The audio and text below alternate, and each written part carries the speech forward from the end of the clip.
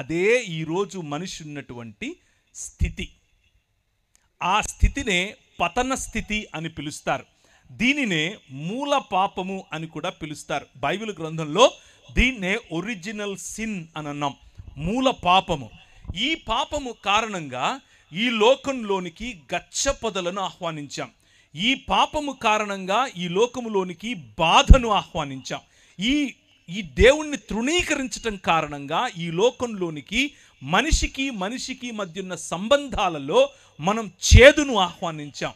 దేవునితో సంబంధాన్ని కోల్పోయిన కారణం చేత జంతువులు మన మీద తిరగబడ్డాయి, సృష్టి మన మీద తిరగబడింది, గాలి మన మీద తిరగబడింది, నీరు మన మీద తిరగబడింది, భూమి మన మీద తిరగబడింది. మనము అధికారం చేయాల్సినటువంటి ఈ ప్రపంచం మనపై అధికారం చేయటం మొదలుపెట్టింది. కారణం ఏమిటి అనంటే, అంధకార సంబంధమైన దురాత్మ సమూహములకు మనము కొమ్ము కాసేట్లుగా నిర్ణయం తీసుకున్నాం.